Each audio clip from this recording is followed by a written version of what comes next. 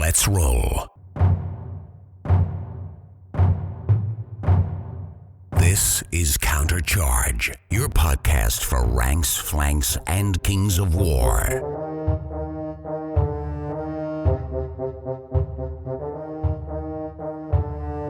Join your hosts as they delve into the world of Pannithor and bring you worldwide coverage of all things Kings of War. Welcome to Countercharge. This is Ryan Smith from the Beer Phase, TO of the Alamo GT and maker of many weird armies. And this is Scot Holcomb from Surge and Destroy over in California. And I am Jeremy Duvall. Welcome. I'm really excited to have two great hobbyists on the episode today. We're going to be going in and talking all things display boards, which I know is a really fun topic to talk about. They're fun to do. We've all seen amazing ones. We've all seen some ones that were not so great. So we're going to try in this episode to approach display boards kind of from all angles. So we'll talk a little bit about high-end display boards, really accessible things you can do to make a cool display board.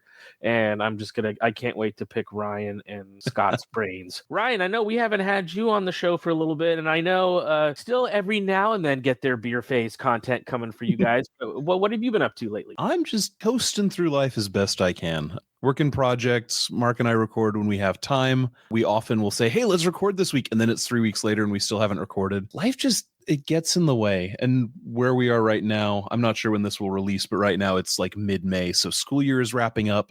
So kids have a ton of activities going on. It feels like we've got something every night. I haven't made a regular gaming night I think since January. If I hadn't played at Lone Wolf, I would not have a game of Kings of War this year, I don't think. So all of that goes really well, going into the Masters season. Of course. Who needs practice? Yeah, practice. We talking about practice. We talking about hobby. This is about hobby. So I'm working on Mitsudens right now, and I am trying to figure out what next year's army is going to be. Cool. So even in that busy, maybe where you don't get a chance to play as much, are you able to find time to do hobby at all still? Yeah, I usually try and set aside an hour or two every day to do hobby, and it's even as simple as I'm going to put a coat of gray on a unit I'm putzing around on, or I'm going to play with my airbrush and jam it on something, or I'm going to try out I'm going to try out one of those color shift paints that I picked up at the hobby store a year ago and never got to. Just experimenting. If I don't have a project to work on, I find busy work for myself. That is just dedication, an hour or two every day. My wife and I had a very easy compromise when we first got married where she's a light sleeper. And so if we go to bed at the same time, I keep her up.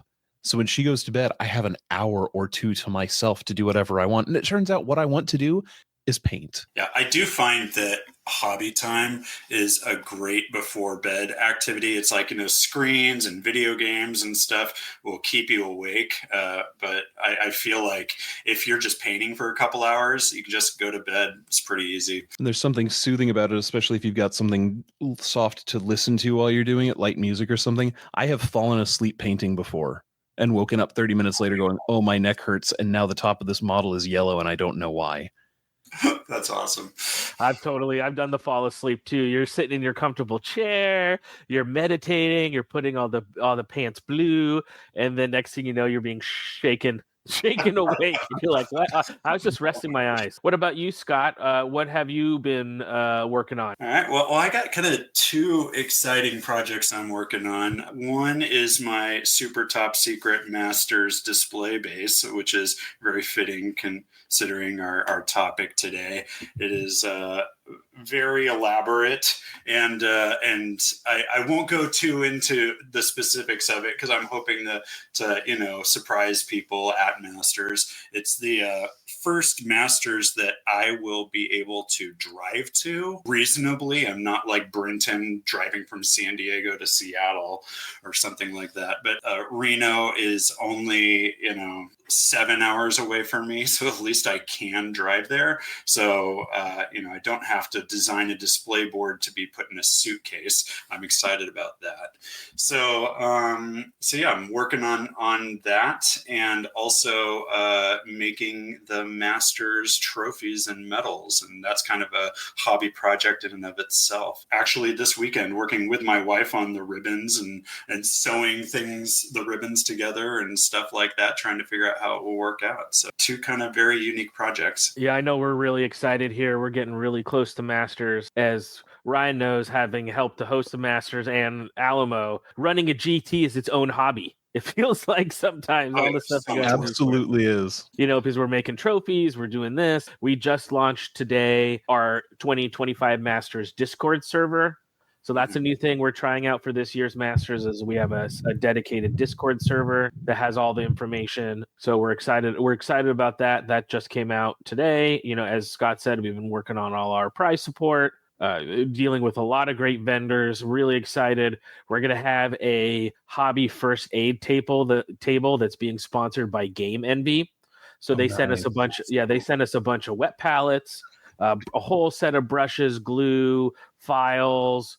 I'll have a bunch of Reaper Master paints, some GW paints there. And then we're going to have a little like kiosk on that same table. Great ideas from the gang. We're going to have some of those single serving Advil packets, some heartburn medicine, all the stuff that you might need. We're going to have a little hobby / concert first aid table. So that's going to be super fun. One other thing kind of going on in our local gaming community is that recently, well, you know this, Jeremy, I probably have a game day at my house every other month or so, and then we'll do a game day somewhere else in some game store every other month.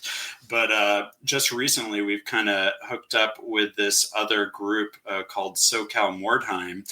And for those of you who don't know what Mordheim is, it's this just dead Games Workshop skirmish game. It's been dead for, 15, 20 years, something like that. And but people are still playing it just because they love the vibe of it. There's just a pretty thriving community down here in Southern California, and they've kind of come to our game days, and they just have so much buildings and terrain, and that they have this whole hobby aspect of it that I just love as well. We got guys that are just building these cathedrals out of foam, just nothing but foam, and it just blows my mind. Every single brick just cut out, and it's just beautiful and gorgeous, in its own type of way, So that's awesome. Kind of one I want to give a shout out to them too, because it's just it's inspiring to see just a whole table just filled with ruined buildings, And I think that's one of the reasons that I imagine will resonate with all of us, is what draws us to a display board. And I think if you love terrain, and if one of the things that first got you into the hobby was like looking at an old white dwarf, of seeing not just the army painted, but the castles and forests and all that other stuff, because doing a display board is really a great opportunity to scratch that itch. So to merge those two thoughts, Tim Delmas to Alamo 2 years ago brought a Mordheim board that was 16 ruined Mordheim buildings, some of which were 4 or 5 feet tall and full of old GW Mordheim models, where if you peeked inside a building, you might see a standoff between Ainur the Twilight Blade and a Skaven gutter runner, or a vampire and a dwarf miner. It was a thing of beauty, and it was like a love letter to Mordheim written as a Kings of War army. Tim is a great hobbyist. He had the chicken halfling army too. Was that his army? That was his army as well. Yeah. Oh man, he is just like, we've talked about this so much, Ryan, which is there's a difference between being a competition painter and wanting to make nice armies full of, dripping of theme, right? Yeah, there's a difference between painting an award-winning miniature and painting an army to a concept. And Tim is one of the best in the state at it. Well, I've been working on my Northern Alliance. I've been making a bunch of progress. I'm on the home stretch for my Horde of Ice Elementals. I'm doing I hadn't really talked about this with Ryan on the show, but I'm doing a more elf-heavy Northern Alliance theme. So it's kind of like ice elves. And the idea is that it's going to be like an elf village ruins at first fall. So it's snow, but like lots of different textures of snow because of the deep frozen snow and like the fresh, more like icy snow.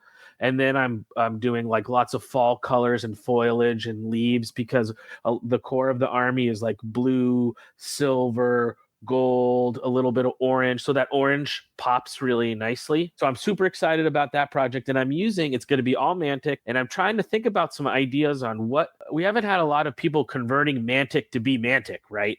So yeah. I'm using a tree herder as Harim, and I'm just going to make him like this fall, like half frozen tree with like blue and purple frost mushrooms growing on him. So essentially that's going to be my frost giant, is I'm going to use the Mantic tree herder, which man, some of these Mantic models, you don't realize how nice they are until you actually get them in front of you. Yep. And you start working on them. Yeah, there have been a couple of models where I've looked at the box art and gone, eh.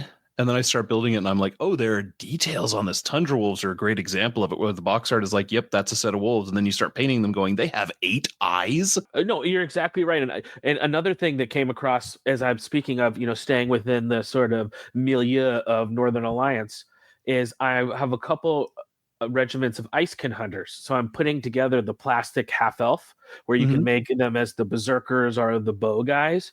And they're like a really solid dynamic, lots of motion. It's a really nice kit. And the same thing with like the frost birds. Instead of dwarves on mine, since I'm doing elves, I think I'm going to have elves on them, because then if I ever want to, they're the same. The frost ravens are the same base size as Drakon riders. So then maybe if ever I want to flex my ice elves to be like regular elves. But that's another great kit. Those big raven birds are awesome too. Yes, they are.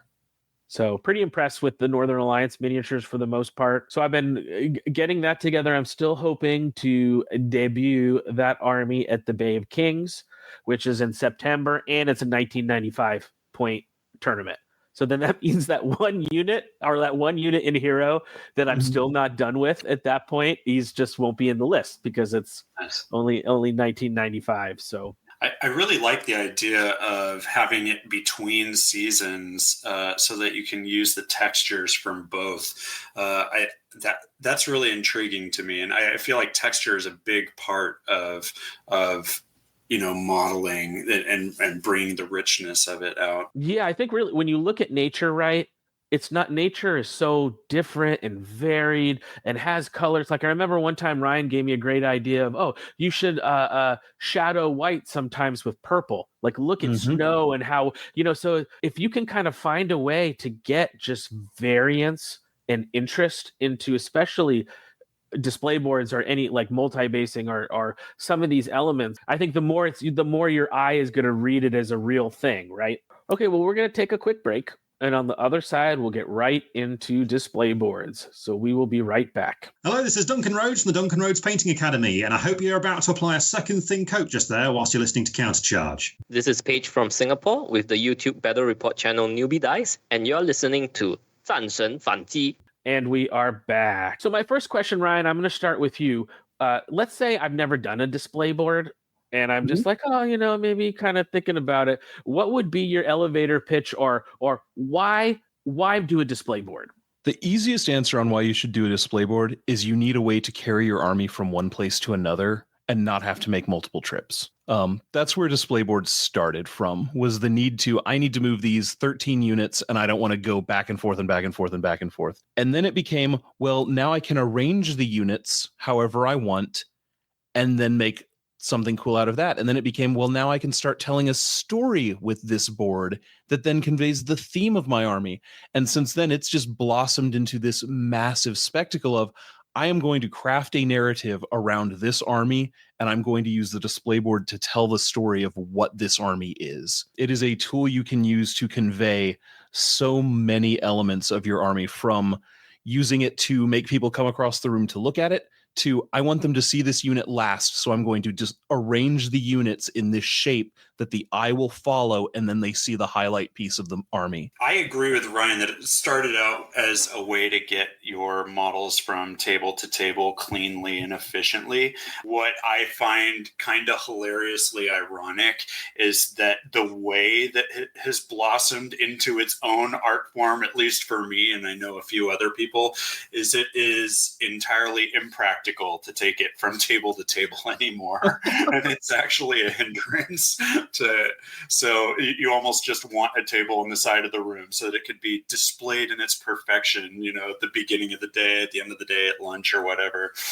But yeah, I'd say for people that are just starting out, it's like, make something simple, make it on an 18 by 24 piece of wood and arrange it in the type of basing that you're doing your army with, and have it be simple. And I think it is something that really kind of grows with your hobby skills. We spend so much time painting our miniatures that it's amazing how much you can extra oomph you can get by doing the multi-basing, and that same idea applies to the display board. One might spend 10% of the time that they spent painting a unit on the multi-base, but that really brings it together. It pulls more than 10% of its weight. And I think the same goes from the multi-bases to just the idea of a display board. It's, for a normal, like average display board, it's just a little bit more effort. It's maybe the equivalent of doing another unit or something, but it really adds a whole lot more. And then you can go to insane lengths, like I know Ryan goes and I go as well, and spend a ton of time on it, and it just makes the army sing. Yeah, so just to piggyback on that, I know you said it's about 10% of the time. When I do an army, it's about 4.5 months for the miniatures. It's about 2 or 3 weeks for the bases, and then it's about 6 weeks for the display board. Yeah, Justin Howard and I joke about this, is like when you show your art to people, especially if you're really focusing on trying to get better and growing, it becomes like, oh, the arms race is on, right? Where it's like that person brought a display board. Well, next time my display board is going to be so big, I'm going to need a display board for my display board. And people get the table or the cart with wheels so they can put their display board on it, and then they're rolling the display board. But it's funny how they have really grown, right, from that maybe sort of origin story of being a great tool to carry your army from table to table when you're at a tournament or whatever, into now it is really a platform for like where your hobby can extend. Love the arms race analogy because that's so true. You see something, you're like, oh, I've got to one up that. Even to yourself, you're like, I did this, last time, I've got to one up myself. And, you're competing with other people. You want to outdo them. But it's just, everyone's trying to outdo each other. But it's like, in the end, it's just this battle of creativity. So I fully endorse it. I think there's no better way to get better at anything than surround yourself with people who are much better at you than that thing. Whether it's, I want to learn how to play the game better, play really good players, or I want to learn how to paint better. Start building that community and fellowship with great artists and painters. And that's how you're going to get better, is surrounding yourself with all of that. So when you guys are thinking about your display boards, talk to me a little bit about, and we'll go with you first, Ryan, of where sort of those original ideas are themes. Like what comes first, the chicken or the egg? Is the army first, and then thinking about, well, what display board might go with this army? Or sometimes will you just start in your head for, man, a cool display board would be this. What army might fit in that sort of world? So I've done both. As a TO who tries to turn over terrain pretty regularly, I do a lot of terrain Kickstarters. And I'll print a building and set it on a table and go, oh, that's 2 feet to a side. That's not going to work on a tabletop. But it would be really cool on a display board. So I just throw them in this little mental file. And so if I have an army that I don't have a concept for, I go through that and go, okay, I have this Allmantic Night Stalker army where I'm playing with light and I'm playing with paint techniques. Do I have anything I could use for a display board? And I had some very large buildings for my current army that I just effectively sawed into pieces digitally and then built a display board around that concept. For my Rift Forged orcs, I knew before I started making orcs what the display board was going to look like. And then I built the units that would fit within the slots of the display board. So I've done it from both sides. Generally, I find once you're working on an army, you start getting a feel for, these are the units I want to show off. This is the vague shape I want it to be. And then you build the display board off of that. I have these digital elements. I have these hobby tools. I have these skills I can do. When I did the Ogres in the Mountain, it was a love letter to model railroads. It was techniques my grandfather had taught me to build model railroads using paper towels dipped in plaster and making this massive little mountain thing that was 2 feet to a side and then 2 feet tall and weighed 45 pounds. And God, I wish carts had been a thing back then, because that was very inconvenient to waddle from table to table. But I knew as I was building Ogres, I wanted them in the side of this mountain and I wanted it to look like a dwarf forge had been taken over. And I built the army around that idea. You don't have to start with a display board. You can say, I'm going to build elves. Oh, I see this thing is a cool little elf tower. Let me build around this. Or I want to play with seasons, so let me look at trees. There are a lot of ways to do it. and a lot of ways you can start. What do you think, Scott? I know you love theme in your armies. Where do you sort of percolate, or where does those initial ideas start to simmer from when you're looking at a display board? Yeah, I feel that, anytime someone's going to start a new army, I feel like the best way, it's got to be inspiring. You've got to really love some sort of vibe about that army, and because that's what's going to get you through painting for 6 weeks or 3 months or 2 years or however long it takes you to paint your army. You have to love the vibe that it has. So I think it's got to start with something about, whether it's the army or you saw a movie and it made you think of that, the Mummy, or for Empire Dust, or you saw Lord of the Rings and you wanted to do a dwarf army or an elf army or something like that. Or you just got some sort of crazy idea. And I feel like the display board and the way that you multi-base the models and the way you paint the models all has to come out of that vibe. Like, for example, I'll give you an example of an army that I have not done, but I want to do. Maybe it'll be my next army. Maybe it'll be 2 armies down the road. But I had this idea a few years ago of just a Venetian masquerade with vampires. Right. I think it was probably started because we were going to go to Venice a couple years ago, and we did, and it was beautiful. And we've started doing these Halloween parties. They're vampire masquerade parties, and they're amazing. But the vibe that I had was, how about these Venetian vampires in boats, like going through like Venetian canals, this like regatta of vampires through canals, with the Ponte Vecchio, in the background. So just like how crazy of an undead army is that, just every unit is some sort of thing on a boat, with skeletons, just oaring their way through, or clawing up the sides of the boats or something and going through the canals, and just the extravagant Venetian costumes, stuff like that. So that's like just an off the wall concept, and that's just something I want to do someday.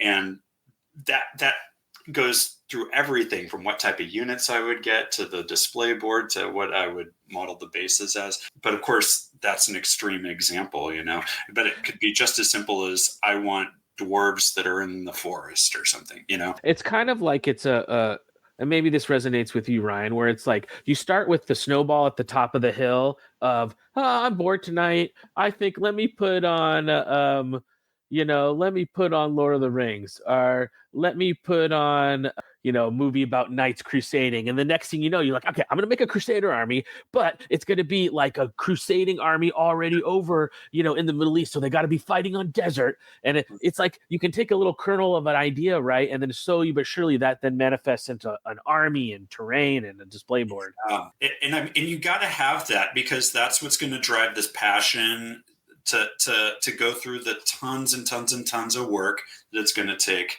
to make it reality. Well, and it's another good launching off point as well. Everyone can go in their head, okay, this is an elf army, this is a dwarf army, oh look, they're in a mine. It's when you start transposing those armies in places they shouldn't be. Jeremy, like your elves in the snow. No one does elves in the snow. Everyone does elves in the fall, or elves in the spring, or elves in the summer, all coming through the forest. We're at a point now where the hobby has been around. I mean, grand tournaments have been a thing since 2004, 2003. We've seen this is the generic army in their home. Now people are starting to say, where else can I put them that makes them interesting by that? Let's do Empire of Dust on a beach. Let's do, elves in the sea, or dwarves on land in a city versus underground in a mine. We're starting to get some really, really cool ideas from transposing this is the generic massive evil company take on it, but now we're doing it somewhere else, and that makes it new.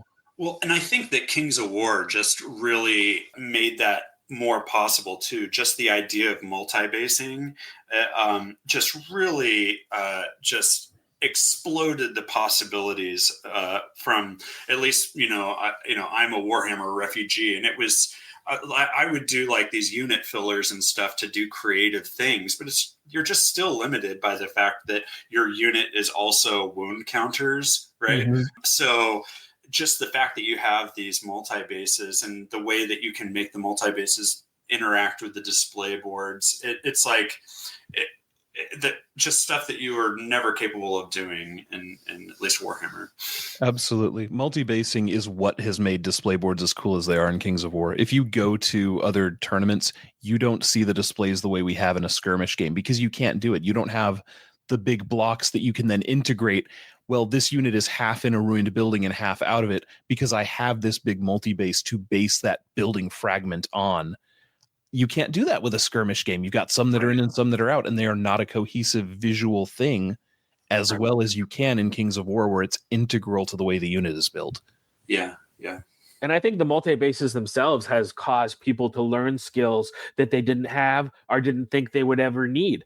Like a lot of miniature painters may be amazing, but have they ever worked with Sculpey or worked with putty or worked with any of these, or never done a model train like you did, Ryan? All the stuff from that side of the hobby store that we usually don't go into that very much. But in trying to up your multi-base game, you essentially, I think, build the roots of the skills that you need to do a display board, because they're really all the same skills, right? It's just they're on different scales, I guess. Yeah, a display board is just a really, really big multi-base with some blank spots for you to put units in. Yeah. Exactly. So when you guys are kind of working through that theme, and I know it can be harder with the more extravagant, or maybe I know in the past, Scott, you had to do custom bespoke shippage, but are you thinking about size of display board, whether or not, okay, can I drive with this, or if I'm going to have to fly with this? Or talk a little bit about when you're thinking about like scope of a display board, how much sort of where you're going to be taking to it matters in its creation. Well, I think you need a lot of planning when you're going to create a display board. You need to think ahead. And your first question should be like, okay, what is the purpose of this display board? Is it to take around to every table? Is it supposed to be one of those convenience trays that you take with you for from table to table?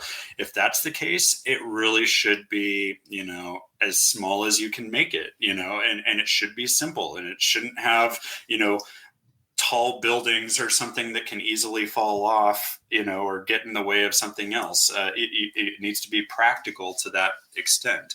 If it's something that you have a cart and you're able to wheel it around, it can be more extravagant.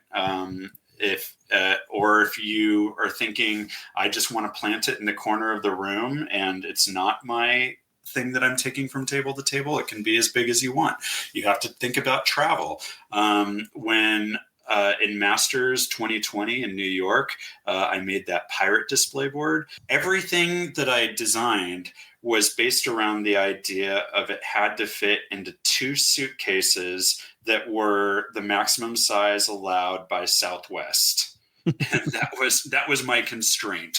So I designed everything to the size of the suitcase and what could fit in it, or the box. I actually had to build my own box with the exact maximum sizes, and well insulated, knowing that, they'd be throwing it around. You just have to think about that. The display base that I'm making right now, the constraints I have are my truck bed and how tall is it, with the tonneau cover closed. And okay, so there's parts of my display board that I have tall buildings, but have these joints that, they come apart right at that height limitation.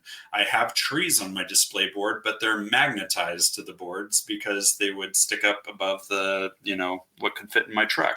So you gotta think ahead about those things, especially with size. And like Ryan was saying about his plaster display base, about weight, you want it to be light enough that it's not a stressful thing to deal with. You also have to think about durability, because these things can't be, these ceramic jewelry boxes that if somebody sneezes on it, it breaks. It's going to get bumped around. People are going to knock into it, or going to have some sort of bumps along the ride to the tournament, and you have to make it durable. And in that respect. Yeah. So when I'm designing a display board, the first question I'm asking is, am I flying with this display board? So my Riftforged Orc army, I knew I was going to take to Orktown in Boston. That's a long flight for me.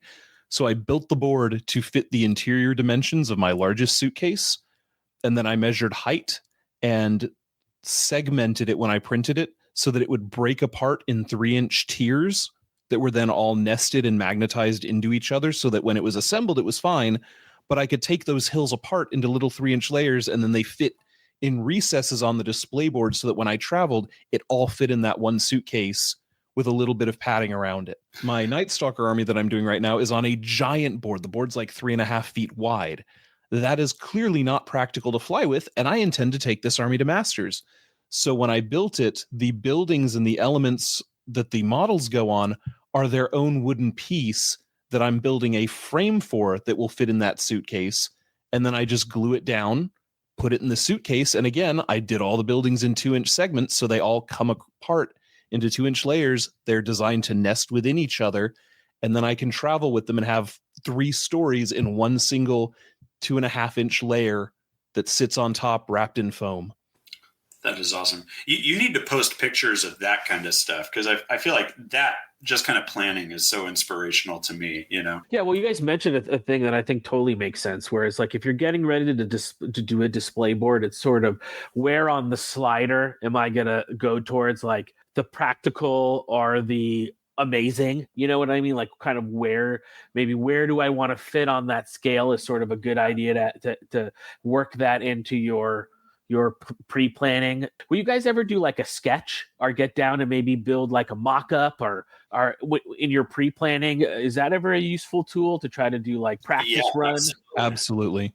So yeah, you have to draw it, sketch it out. I mean, I'm a little bit different because like I'm actually an architect, so like sketching something out and making a plan seems completely natural to me. I don't know if it feels that way to other people, but I also, at least with this this Masters display board I'm working on right now, I made a 3D model of it basically in Blender, and then I kind of modified it in SketchUp, and just to make sure that all the units could fit where I think they could fit, and just getting the sizing right so far ahead of time. Without that kind of planning, it would be impossible. Yeah, I do almost all of my display boards now in 3D. They're either 3D printed from STLs, or I find something and then modify the textures to have flock and stuff on it. So I do my display boards in Blender, and then I just figure out how to print them off. Nice. The Night Stalker army, I think, was 162 elements to print, and I had to catalog them all so that I know what went where. But once I got it all in place, I knew everything was going to fit and where it was going to go. But that is extreme, though. Absolutely. Like Ryan and I are not normal. In the olden days when I was doing simpler things, I would just do a rough rectangle.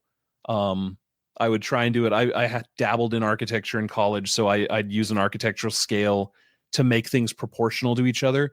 And then I would just drop, okay, this is an infantry horde. Okay, this is a regiment. This would fit here. This would fit there. That means I can make a tree here that's like 3 inches wide. And that means I can do this. And these units won't go side by side. So it gives you an idea where the layouts should be.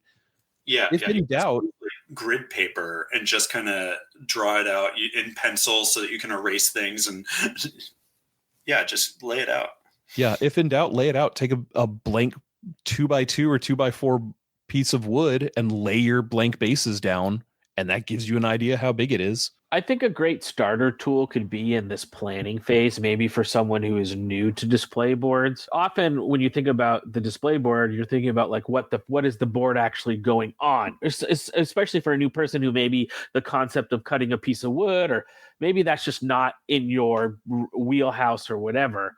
I found going to like a Michael's or a Hobby Lobby or something like that, and either getting a chalkboard or a cork board that has a frame built into it, and just build and being like, okay, my display board is going to be this. I'm going to build on top of the chalk or the cork part, but it's giving me frames. It's giving me a length. I know that this is the world that I have to build in, so I automatically know how much space I have. Do you think though? Have you ever, maybe earlier in your display board career, ever thought of kind of going down that way, or maybe is that a good way for new people? I think that's an awesome, like, just quick way to get a cool frame and just a simple size. If you could find something like that. Also, if you can't find that, or you need a specific size, just, go to Home Depot or Lowe's, get a thin piece of plywood. I think they make it in like 2 foot by 2 foot sections. If you don't have a table saw, you could ask them to cut it down to 18 inches by 24 inches for you. Head over to the trim section and buy some sort of piece of trim to go around the outside, do 45-degree cuts on it. I mean, it's beginner woodwork, I guess, but good training for the future. My first display board was done with quarter round, half-inch quarter round, and a little 2x2 craft board. I think it was $12 in lumber. This was years ago, but it was really easy to do. I got my dad to show me how to do a compound cut, a miter cut, and just glued it on, and that was perfect. It had a little lip so that units wouldn't slide off of it. As you guys have progressed, have you found a material that and maybe you can't really say size, because size is going to be dependent, but as far as the base of your display board, what do you guys like to use as the first foundation that you're building off of? I still build them on those 2x2 16-inch Luan plywood from Home Depot. I feel like pink insulation foam is what I do, because I'm always trying to like make some sort of terrain thing, and I'm wanting it to be light. So I'll use pink insulation foam. And pink insulation foam, that's a nice material, right? As far as if you're wanting to, I've been trying to experiment with it and making like rounded edges, right? If you want to make a hill or something, and then using some sort of like texture paste on top. The foam is sort of that good material, right? That can look good, but still save you on the weight department. It is amazing for adding depth to something or height to something. Just volume. Yeah. Right.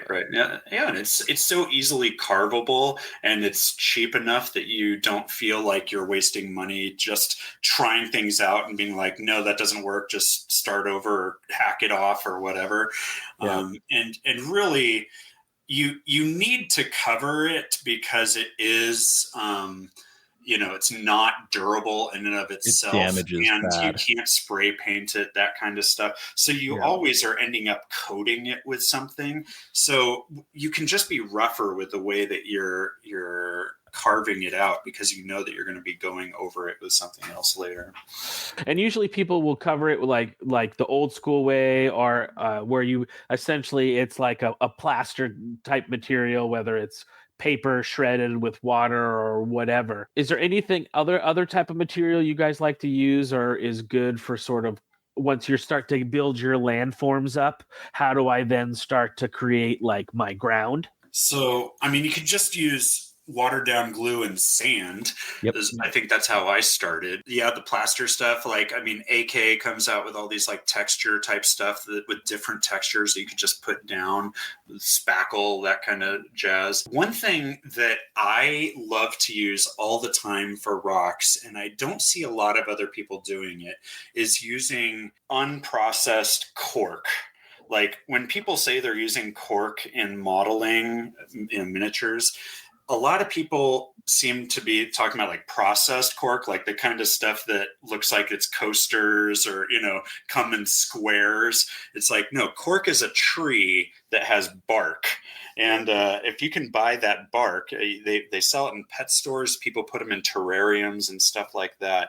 That stuff, it breaks apart and at scale looks like a really richly textured rock. And I use that stuff all the time.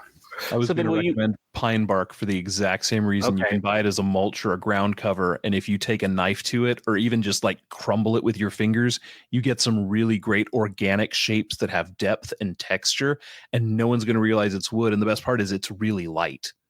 So you're not adding 3 or 4 pounds of like coarse ballast or, the model railroad tools. You're adding light wood. And then would you guys like paint it like a gray, or because usually the cork is brown, right? Yeah. I always paint it.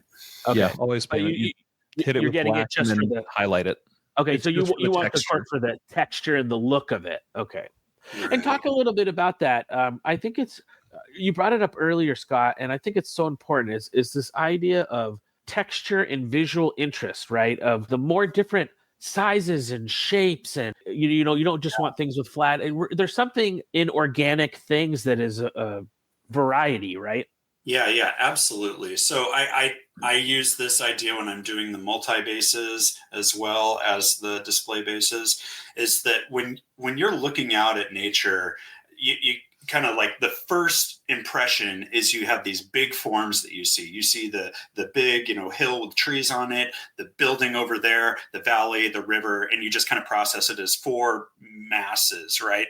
Then as you have a few more seconds, you see like the next level of detail that's a bit smaller. You see the windows on the building, you see the individual trees in the forest, you see the rocks in the river. Then as you kind of like hone in on one section, you can see the individual, mullions on the windows, or the trim around the windows, or the individual leaves on a tree. It's like what you want your display board to have are big masses that you can see, like 4 or 5 or however, depends on the size of your display board, just masses that you could see from 10 feet away. And then like it just gets progressively more detailed, and then to the point where, like, at least for me, I like having little vignettes inside of my display board, like kind of like what Ryan was saying, that other guy that like you peek through a window and you see a little story happening. I like to put bones and blood splatter on one part, showing there was a fight over here, or here's a broken shield or a broken banner, here's a frog sitting on a lily pad over on the river, something like that. So you just want these layers and layers of detail. So like, for example, take rocks.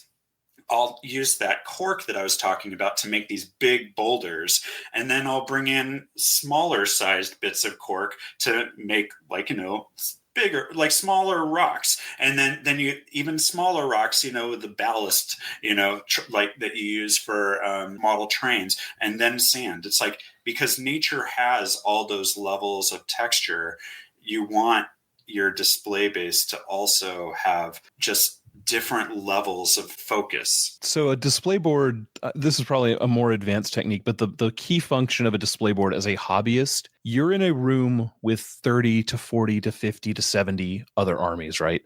You need to give everyone there a reason to walk over and look at yours.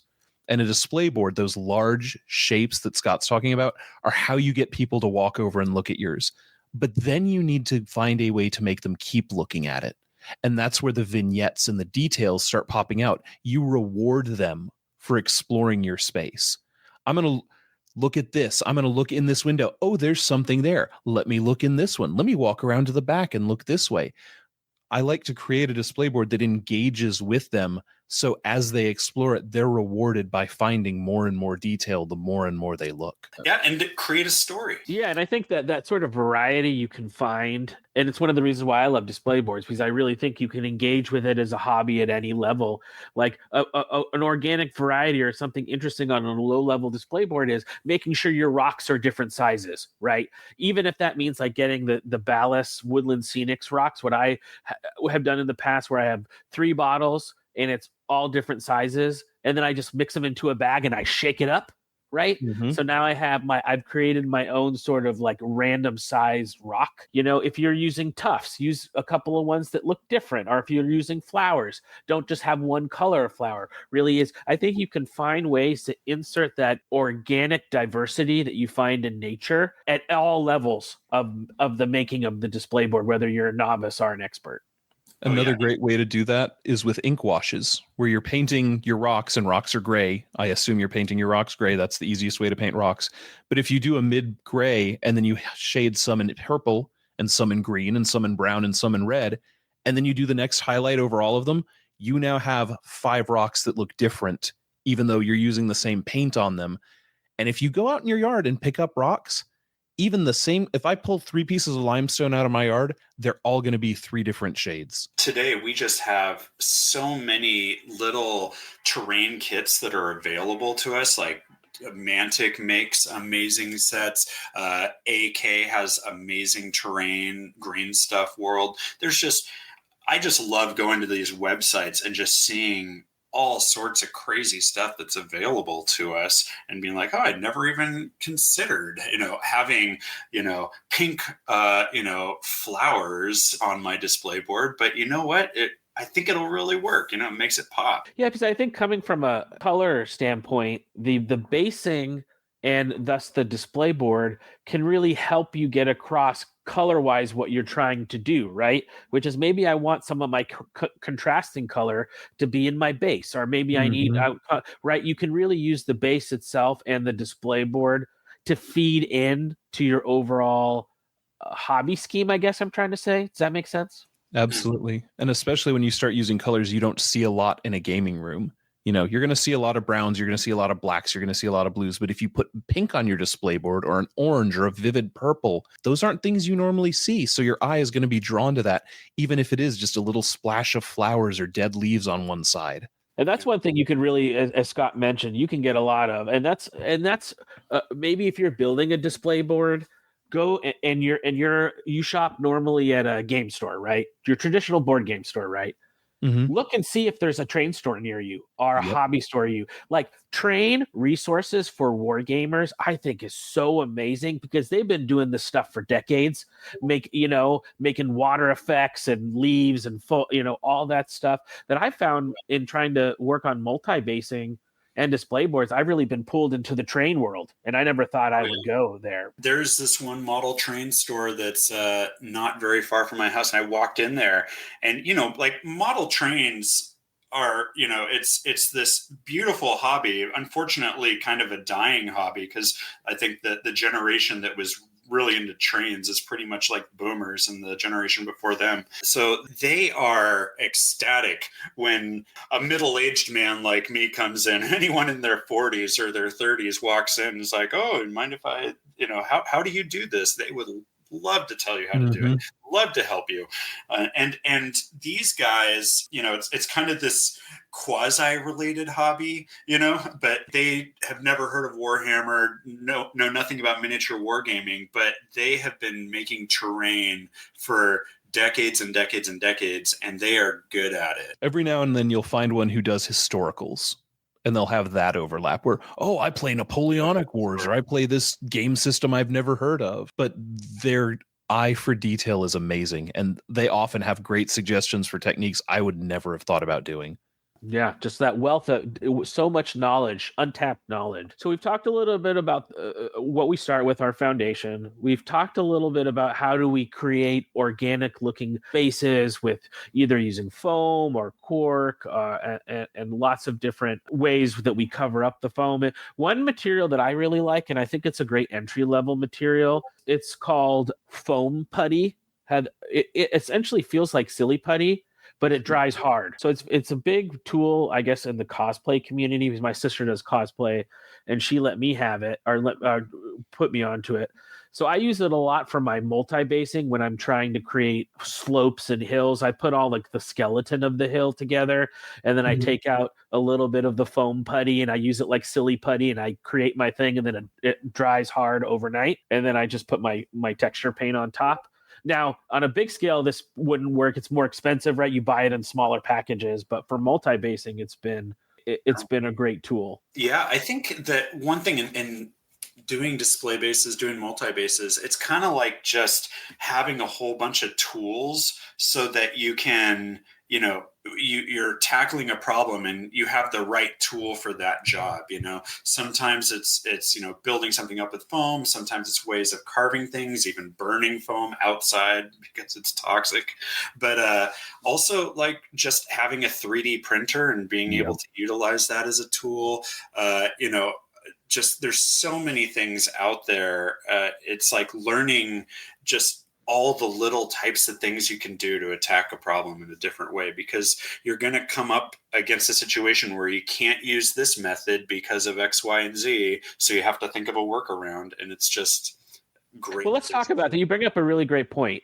I call it the bling, right? Which is my resin dwarf ruined head or 3D printed evil looking tree, or it's all of this, the really like when we're getting our bedazzled pen out for our jeans in the 80s, this is what we're doing with our display, our display board. But both of you, let's start with you, Ryan. Riff a little bit about talk about the bling of display boards. Where do you find it? What do you look for?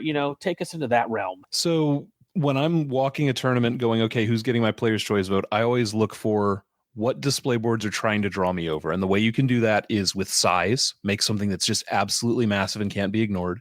You can do it with height. So build something that's got a giant tower in the middle of it or on the side of it. You can do it with LEDs. Who's bothered to put lighting into theirs? Who's wired it with fairy lights or with even glow sticks? There are ways to do lights. And then who's added motion? Because some people put turntables on theirs so that your eye catches that movement and wants to go investigate further. Those are the ways you really can go above and beyond with it. I know infinite mirrors, where it's a double-sided mirror where one side is lit and it reflects itself, are a really cool effect you can put in a display board that gives it a sense of depth and belonging. And then those that are just playing with levels of elevation. Someone that's got a display board that's 8 inches, 10 inches taller on the back than it is the front, because they're telling that flow or using that flow to highlight, okay, the stuff at the front's what you want to look at, but also look at what's up here on this hill. Coming up with something unique is kind of half of what you just said, Ryan, was like trying to come up with something that either very few other people have done or no one else has ever done. And I feel like, you don't have to be someone trying to get player's choice at Masters and doing something insane. But yes, just little things like LEDs or, having a little bit of motion, having a speaker with, having background music, using fog. I know I tried to use fog for my pirate display back in 2020. It was a big hassle because I was trying to use dry ice, and at the time they had just started making these fog machines with the kind of vape juice, and now it's something you can buy easily, so adding fog is something you just buy something off of Amazon from. I have one in my Night Stalker army. I've got a fog machine that sits under the cart. Yeah. I mean, it's great for just the atmospheric effect, right? Yeah. I mean, we always talk about, it's cool. You want to be like, what about so-and-so's are for you? You guys have a couple of unique armies, I would say. Like Ryan, remember Ryan's Underwater Trident Realms, right? Yeah, like that's a cool, our Scott's like his Sisterhood army, right? It's fun to, as you develop an army, that people, the army itself develops a shorthand. Our people kind of know that is your, that's their shtick, right?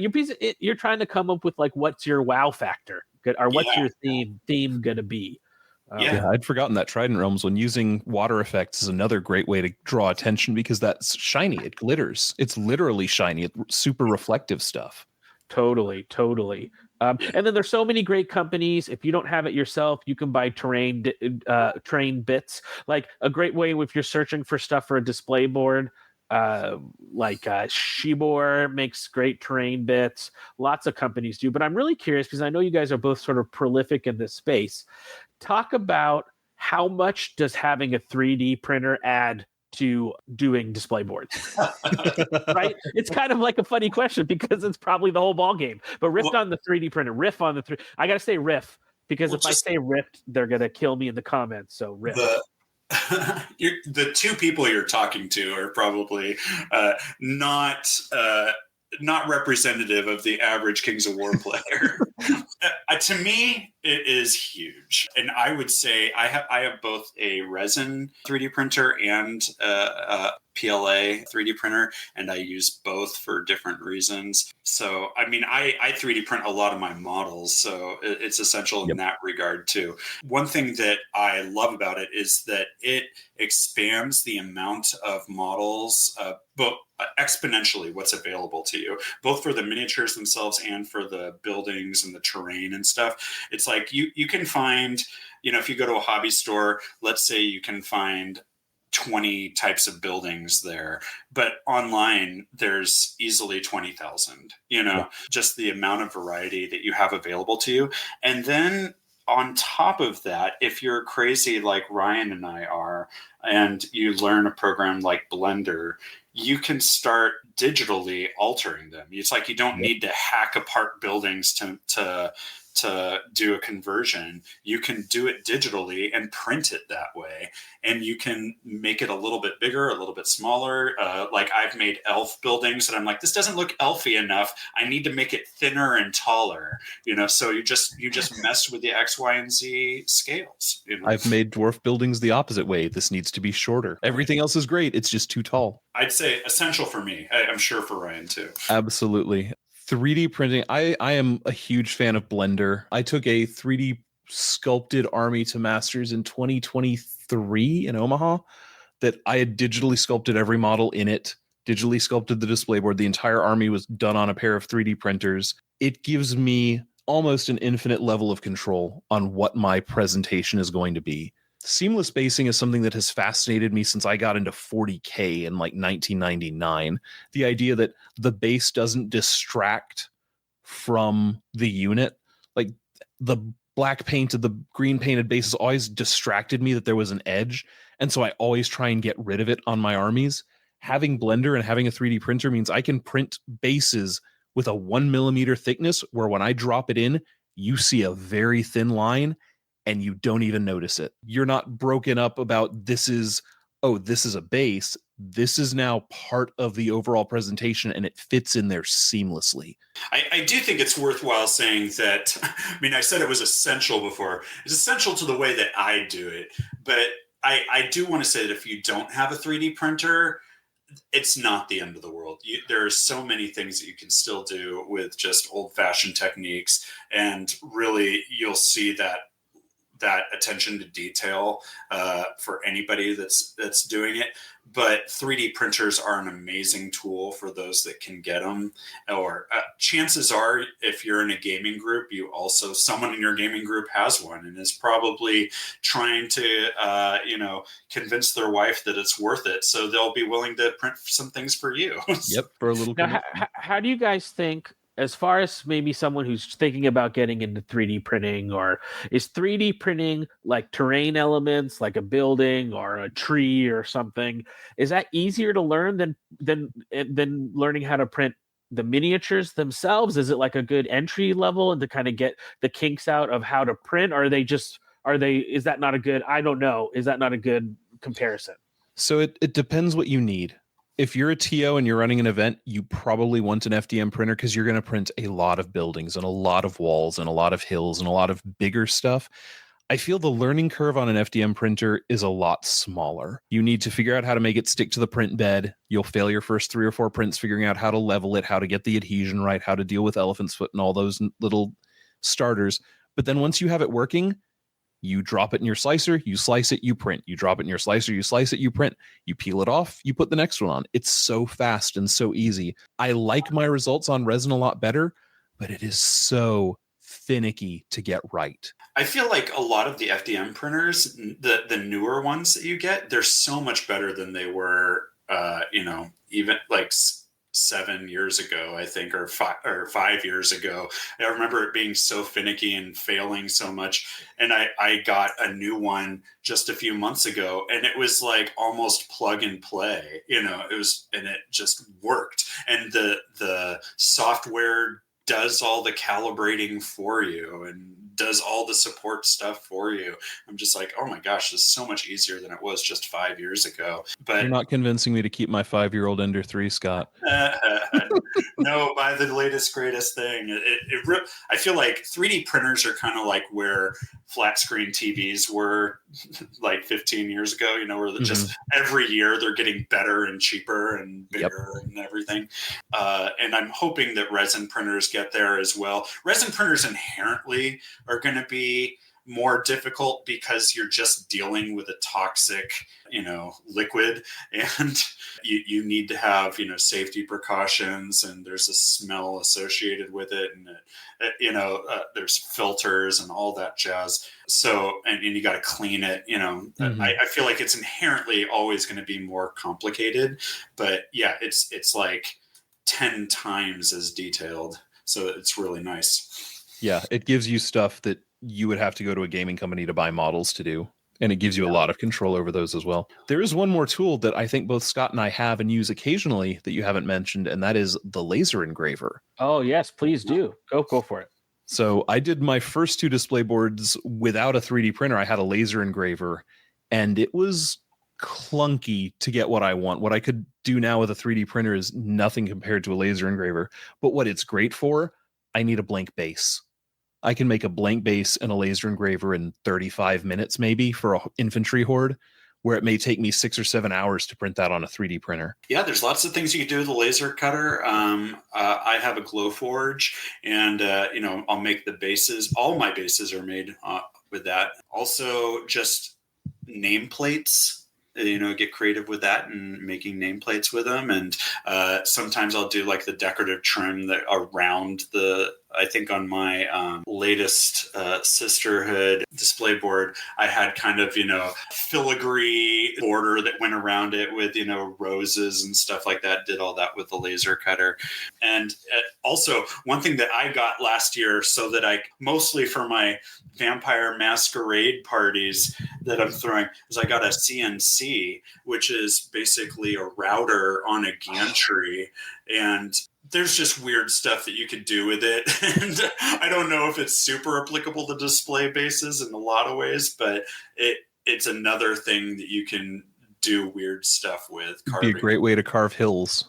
You could carve hills if you wanted to, although I don't think it's as easy as foam into it. Yeah, it does carve foam. It does. But the problem is if you're carving something as simple as a hill, it probably is just as easy to just carve it with a knife, But if you're wanting to carve like distinct patterns, or you have a very distinct shape you want to do, and I'll make like decorative elements, like again, that like goes around the edge or something, or if you need to cut like a bunch of foam blocks that are all the same size, you can do that. So fun for so many reasons. Would you guys say, as 2 people who have grown very far in the hobby, and the display board hobby specifically, what I found in my paint journey is that each new project I try something new, right? Like a couple projects ago, it was like, I really want to work on blue, right? I want to understand the color blue. And then it's like, oh, this next one, I want to really work on a more warm color or a technique. Like on my Northern Alliance, I'm working on non-metal metallic, especially on my ice elementals. I want my ice elementals to look like they're reflective. And that's something I've never done before, right? But you learn by doing. Has that been a part of your guys' display board journey? Maybe, this next display board, I want to try this new thing. Or I learned on my last one, this material didn't work, so I'm going to try something else. But is that also part of the hobby board journey as much as it is the miniature painting side? It is. It absolutely is. Every army, I try something different for the display board. Some of them work, some of them don't. And everything that works goes in my back pocket so I can use elements of it later. With my Trident Realms army, I did 2-inch pours of acrylic resin. I will never do that again, but I will do a 1/2-inch pour and build a mold for it. I had a third of the display board covered in sheet acrylic. I will never do that again because it snaps really easily, as it turns out. But there are things I can still do with that will carry across. Every board gives you new things you learn. I am not nearly as prolific as Ryan is. I think he makes 3 new armies for every army I do. Every time I'm trying to do something that I've never done before. One thing that I would emphasize if you want to do display boards is give yourself much more time than you thought you needed, because they are time consuming. And I don't see that as a distinct negative, because essentially this is a hobby and it is meant to consume time. And I enjoy doing it. I want it to be time consuming, but you'll start out thinking this display base is going to take me 40 hours and it takes you 100 hours. That's just kind of the nature of it, because things don't work the way you thought. You have to pivot. Things just take longer than you thought. Sometimes you just aren't in the mood for doing that step, so you really have to spend a week trying to pump yourself up to it. And then as soon as you start it, you realized you like. When I did the pirate army, going way back, I had Abyssal Dwarves. I was trying lava effects, and that it was kind of that bling that you guys were talking about earlier. It's just having bright, shiny lava on the bases. And at that point in time, really early, not that many people had done it. And then, and even just the concept of multi-basing itself was kind of rare at that point. Then with the pirate army, just using the water waves, that effect, and trying to come up with the lighthouse that had a light inside of it, and having the smoke effects and the speakers and everything. I feel like now every display board I have has to have, sound effects in it. So for this one, I bought like little mini speakers that can go in specific areas of my display board, so that a church bell will be ringing from this clock tower over here or whatever. So you just have to come up with silly, crazy ideas and try to figure out how they work. And I just love trying to think of things and think, what's never been done? How can I do something that's never been done? The other advantage I find to doing display boards so heavily is because it's the last 6 weeks of my project. I never have to paint models in the hotel room the night of a tournament, because if I haven't finished the models, there's no way the display board's going to be done. So I finish my armies months ahead of time, which gives me time for play testing. It gives me time to figure out how my deployments are going to go. And then it lets me focus on the display board. And if I don't finish painting the last layer of highlights on that building, no one's probably going to notice but me. That forces you to plan ahead more. Yeah. What do you guys think about, because you see, and you mentioned it a little bit earlier, Ryan, with the sort of idea of seamless. Now, I know some people in their display boards like to build into the board itself, sort of where the units fit. I see that creates a nice seamless look, but I imagine it is a little bit more challenging, whereas other people, they build a display board that matches their army right. So when their army sits on top of the display board, just as their multi-base, the two areas match each other. But maybe talk a little bit sort of about the upsides and downsides of building those inset seamless style display boards versus just being able to put on top. So the downside is, at the start of the year, I know what's going to be in my army, and if a unit doesn't work, well, that's too damn bad, because they have a spot cut in that board and they will have to go there. So your options are either you build the display board with more slots than you know you're going to need. My Rift Forged army, I think, is 3,800 points when everything is on it, because I didn't know what I was going to take. So I just put places for everything and then painted the army. And then I just brought everything around. Why are there chariots? Well, they're not in the army. They're just there to look cool. So I miss the flexibility of, I want to try running 3 hordes. I want to try running 8 regiments. I can't do that. I have to know 6 months ahead of time what's going to be in my army. And if it doesn't work, then I'm just going to have a bad year.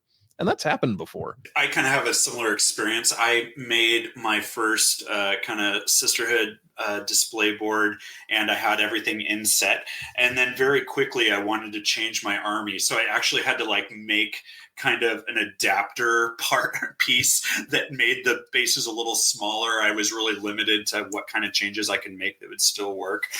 So I'm not sure that I'm going to go back to trying to make it inset like that. The display base that I'm making right now, my strategy is to just make areas where units can go, and maybe even a little bit more than my current army.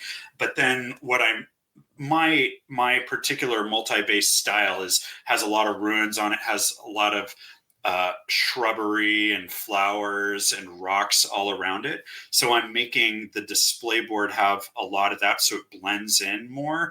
But also because there's kind of the shrubs and the flowers, if it's close to the base edge, it makes it harder to see that base edge. Not that you can't see it at all.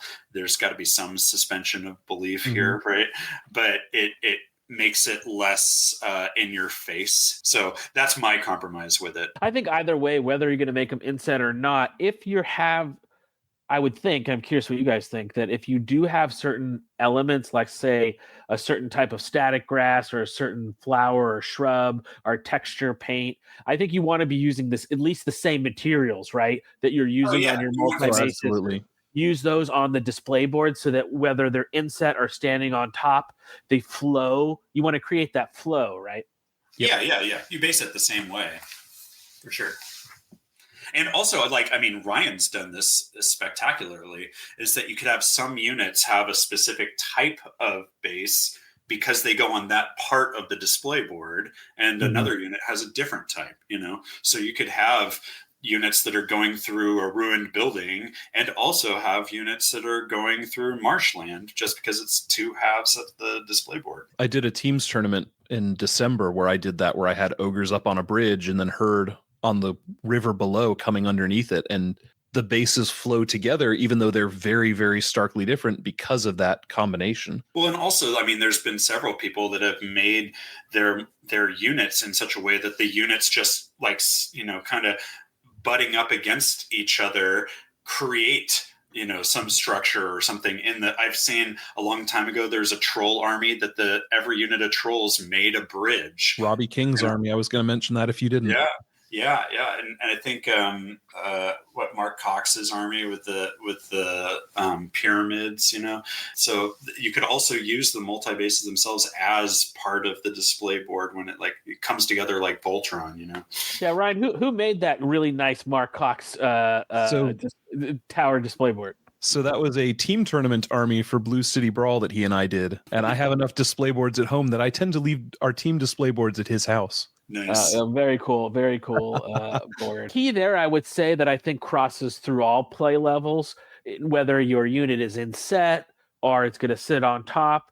Always find ways to tie it to your display board, whether that's using the same shrubbery, the same texture paint, the same design, the same elements. Like you definitely don't want to have an evil graveyard-based undead army on a bright green a field, right? It just doesn't make a lot of sense. You want the display board to thematically be linked to the army itself. You don't want your snow base is going on your desert display board. Yeah, it just doesn't. It takes the viewer out of the fantasy, right? Right. And I mean, this is, maybe going into painting more than modeling, but you should have something that makes the whole thing come together. There should be one note that goes through everything, I believe, whether that's a color, whether that is, a style of something, a palette, an underlying ink wash. Yeah, exactly. Something that ties it all together visually. Cool. One thing I've noticed, and I meant to bring, it slipped my mind when we were talking about transportation, but I want to bring it up now. One area that I've started to sort of look into for a display board, because especially us on the California, if we want to go to any major event outside us, whether it's a Texas event or Adepticon or anywhere where you would want to go to show off a display board, you need to sort of figure out how to travel with it. So I was thinking about what people travel with things that are big that they don't want to break. And that kind of brought me to band equipment. And there are some band equipment companies that make insulated foam, kind of like it's more like a chest, I guess you would say, like the olden days travel, but they'll build one to your specifications. So I was like, well, let me get a chest built to the specifications of the maximum checked bag Southwest size, kind of like what, using Scott as an inspiration. And then you can design the interior foam to be however you want as well. So there are lots of creative ways to ship our display boards, but I just wanted to bring up that one. Because I felt like I looked into that and found it cost prohibitive. It is really expensive to do that. It's expensive. So that, again, is another sort of, but if you make it a certain size and you just say, well, all my display boards, you're only going to have to buy one of those for your life, right? Yeah. And then you just build it in a certain way that sort of, it's a catch-all. So all your boards, at least the board itself, can fit in there, and then you can wrap and foam all your buildings or however you want to do it. Right. But I imagine that it's an upfront cost. But I'm wondering, this was a thinking is, could this be it's expensive, but it's going to last me for my whole hobby lifetime, One thing that I just kind of thought of this last year was, what other group of people want to send big stuff around the country all the time when they're traveling is skiers and golfers. And they have these oversized bags for sports equipment. And even companies like Southwest, they say like, oh, okay, you can only have a bag that's, this big by this big by this big, unless it is, sports equipment. Then it just goes in oversized and whatever. So if you can buy like, like one of my friends is a kite surfer, and he'll travel with, his kite board and kite, and it just comes in this huge bag. It's an enormous bag. It's like, okay, that's not insulated in the way that you're talking about, but it's so big that you can put something big inside of it and then just wrap it in bubble wrap over and over and over and over again. That's one potential workaround. You reminded me of something else I had done for an army 10 years ago, Jeremy. I built an army to go to Waupaca, Wisconsin in 2015, I want to say. And I built this display board that was way too big to fit in a suitcase because it expanded out to almost 2x2. But what I did is I designed it in tiers and framed it, and then put drawer sliders inside it so that the board could open or close 9 inches wider than it was packed down, using those sliders to expand the width of it. It's like an origami display board. Yeah, it just unfolded, and then it had laser engraved stuff that would clip on it to kind of hold it in place and brace it when it was expanded. So lots of different ways to think about. It's like the Da Vinci Code is building like, this display board that you hit a button and all the gears start moving, and it just, transfers out into, and it makes like, lead into gold, and all the cool alchemy. I looked at options for my Night Stalker army on how to hinge it so that it would just fold in on itself and then ship that way. Any way you can like segment it. Also, one way that I found, if you need to fly with it, if it needs to get into a suitcase, is because every inch counts when you're talking about flying with stuff, is like look at your suitcase and then like measure the inside depth, but then remember like the corners of the suitcase are like rounded, right? So try creating a display base that has chamfered corners, and kind of think of it like the paper that's in Battlestar Galactica, where every corner is chopped off, right? If you make your display base with chopped off corners, you can go right to the edge and it still fits inside the suitcase. And don't forget to allow for the space the wheels take up. I failed that several times where I was like, oh, it's this big by this big.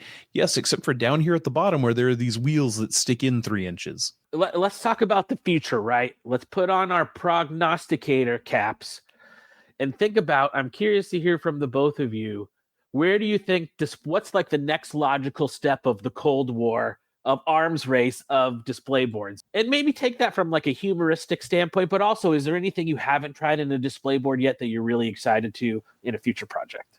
I mean, I think generically speaking, you're going to see fog a lot more because it's getting easier to implement. You're going to see electronics like our little lights or moving things or screens because they're so cheap now. Just all the and they're going to get cheaper in the future, God willing. But just to be able to implement LEDs, like it's just everything is getting more user friendly. And now we've got, if you don't know how to do the electrical component, you can ask ChatGPT, how can I connect a watch battery to this LED? You can go look it up, it's so easy. Wireless charging is also going to help, starting to see elements where people have lighting where all they have to do is put it on a display board that's got that wireless power underneath it, and then it'll pass through. Also, as step down gear motors are getting smaller and smaller, I think 10 years down the line, we may see articulated models that move on the board. Yeah.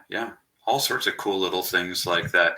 I mean, I think in the grand scheme of ideas, though, there's always going to be a level of technology, and there's people that are going to be right on the edge of technology. And then, maybe a year or two later, everybody's implemented it into their, crazy display boards. But it's always just going to be a really creative idea, right?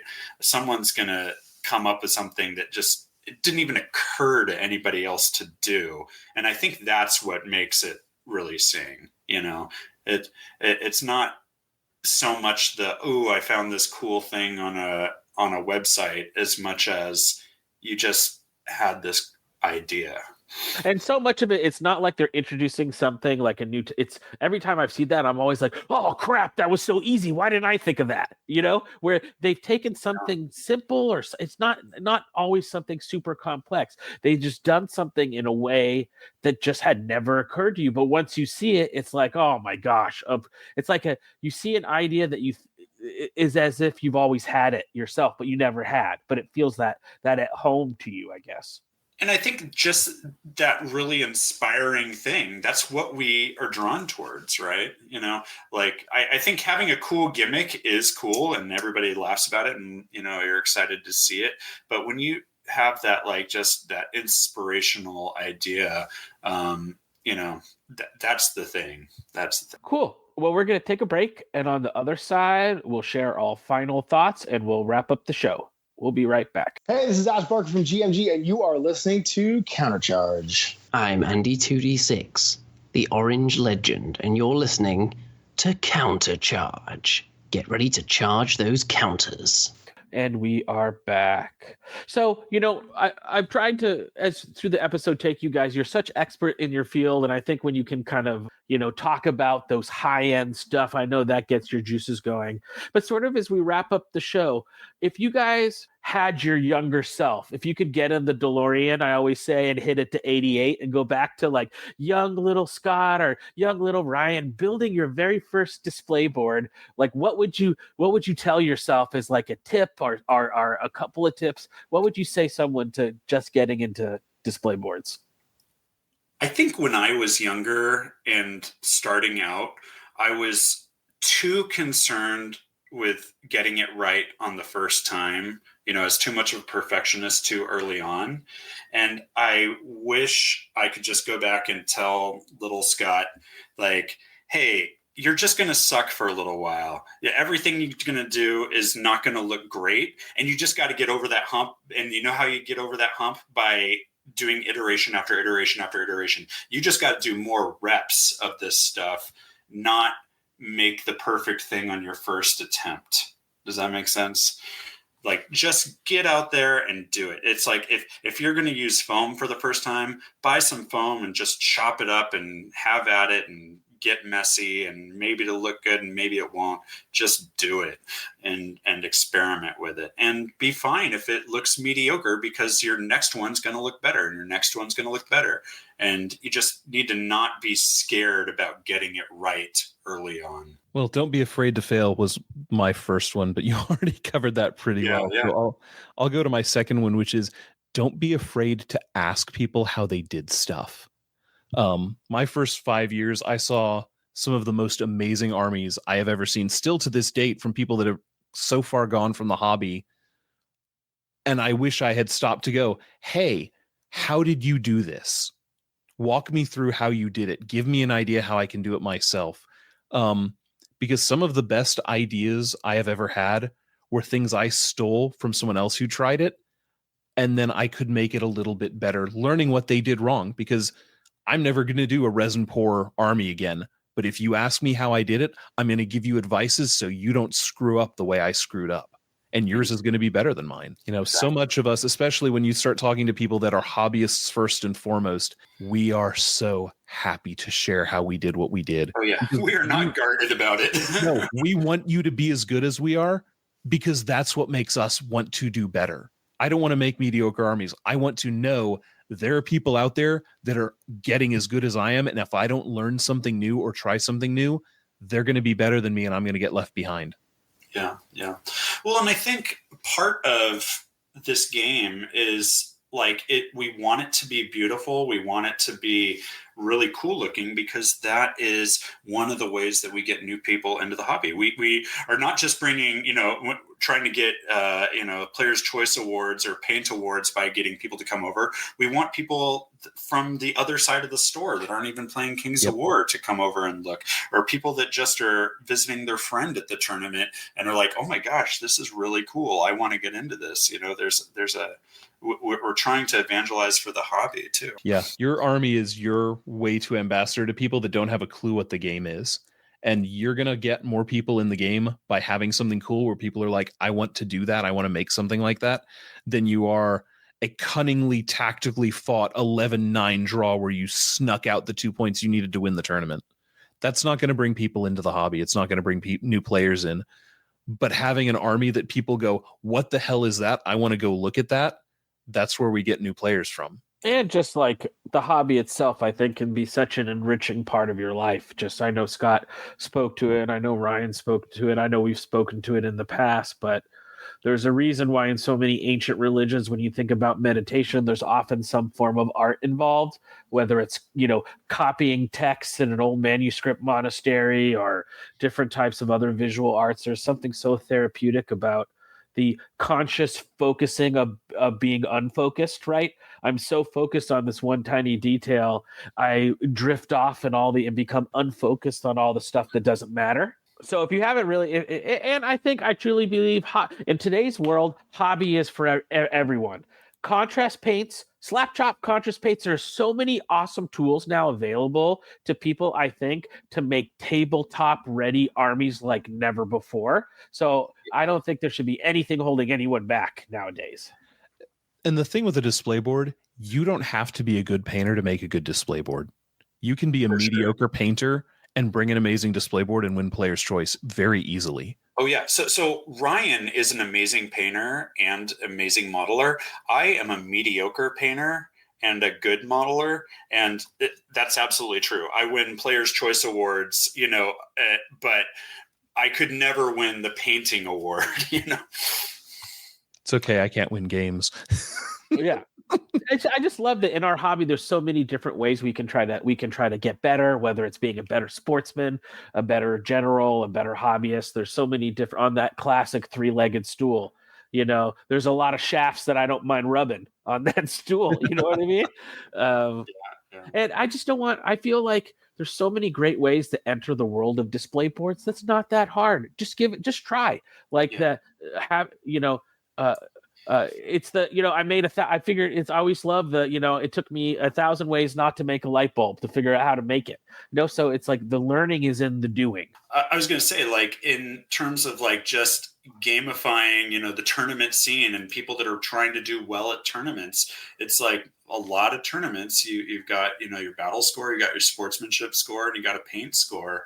And you know what? Like the paint score is like something that you've already done before you showed up, so all the stress that's around the intensity that a tournament weekend is, it's like, well, whatever your paint score was, it's like, that's something you could just do in the head hours and you don't have to worry about it that weekend. And that's what I like about it, is you're like, okay, well, I know I'm going to do well in this third of the points or whatever.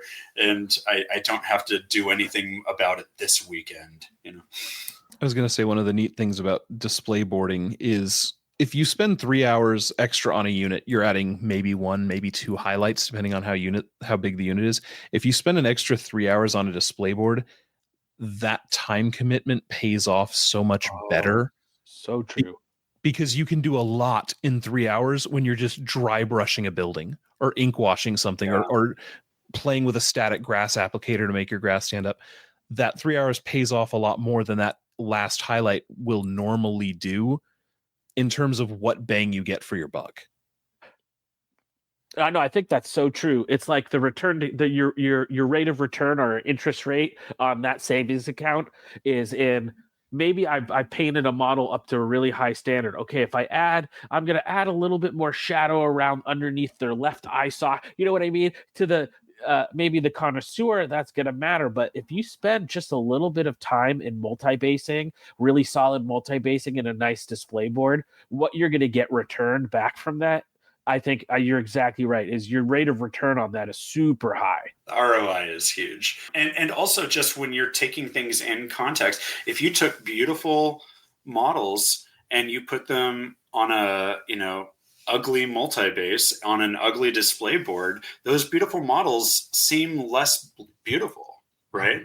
Like the context that you're looking at something matters. And even if you have someone that is just an ardent, like, no, it's about paint, it's not about, modeling or multi-bases or display boards.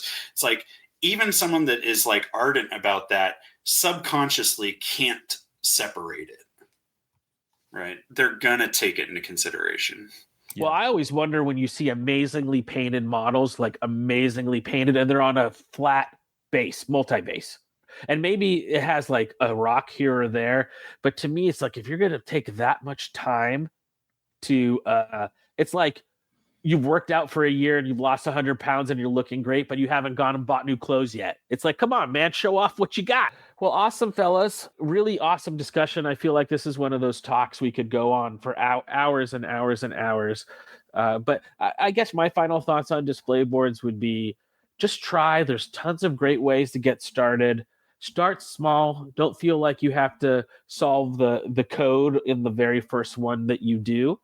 So you're going to learn by doing. But I think after you do one, you'll find out how rewarding they are.